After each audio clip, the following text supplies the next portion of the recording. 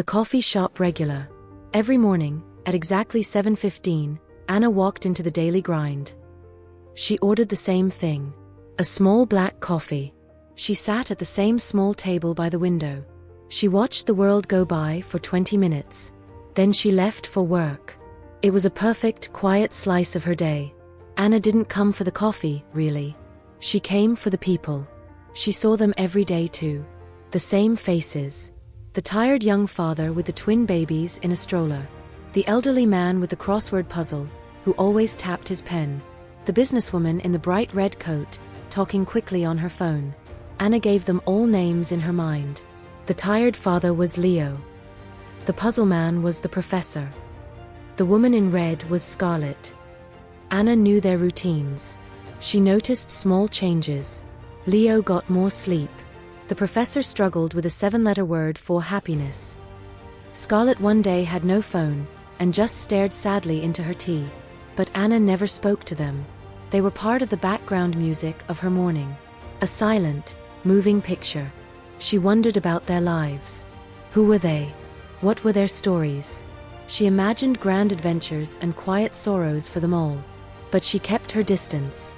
It was safer that way. To observe, not to interfere. One rainy Tuesday, everything changed. Anna was at her table.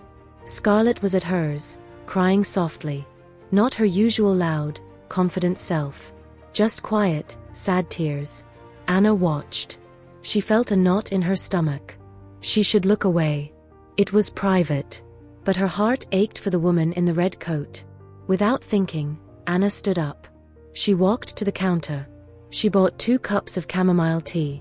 She carried them carefully to Scarlett's table. She placed 1 cup gently in front of her.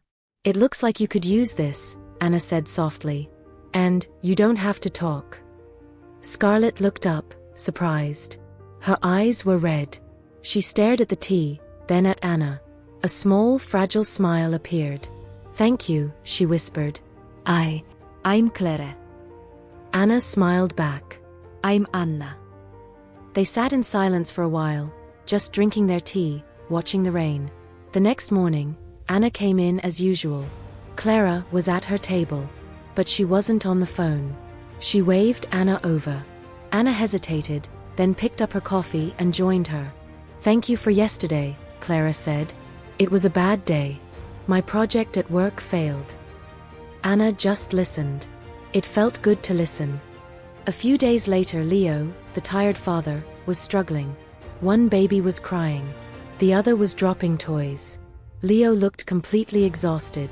Anna walked over. "Can I hold one?" she asked simply. Leo looked so relieved he almost cried. "Please," he said. Anna held the quiet baby, making silly faces. Leo fed the other. His name was Mark. The professor, whose real name was Arthur, saw this. The next day, he walked over to Anna's table. "I see you've started talking to the cast of characters," he said with a twinkle in his eye. "I've been wondering about you, you know. The quiet woman who watches." Anna laughed. She had been seen too. Slowly, the coffee shop changed. It was no longer a place of silent observation. It became a place of gentle connection. Anna, Clara, Mark, and Arthur began to sit together sometimes. They shared pieces of their lives. Clara talked about her stressful job. Mark shared the joys and struggles of new fatherhood. Arthur told stories about his years as a history teacher. Anna shared less, at first.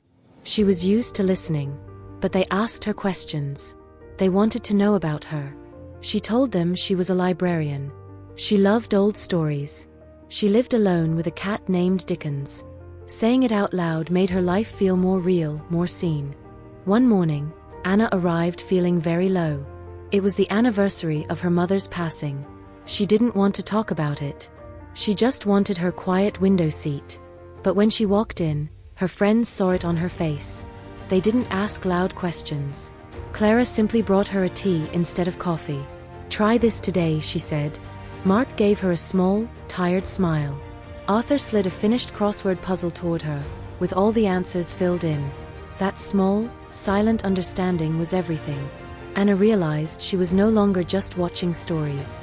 She was inside one. She was part of a story. Their kindness was a warm blanket on a cold heart. The seasons changed outside the window. From rain to sun, to falling leaves, to winter frost. Inside the daily grind, the little group grew warmer. They celebrated small things. Clara's new job. Mark's babies taking their first steps. Arthur winning a crossword competition. Anna reading a story to children at the library. Anna learned that everyone has a story. A story of joy, of loss, of hope, of fear. For so long, she had only read these stories in books. Now, she was living them with real people. People who were once just faces in a crowd. The coffee shop was the same. The smell of coffee, the sound of the machine, the soft chairs. But everything was different. Because now, when Anna walked in, she wasn't a regular customer. She was a friend. She belonged. The world outside the window was still busy and sometimes lonely. But inside, at their little tables, there was a small, strong circle of human connection. And it all started with a simple cup of tea on a rainy day.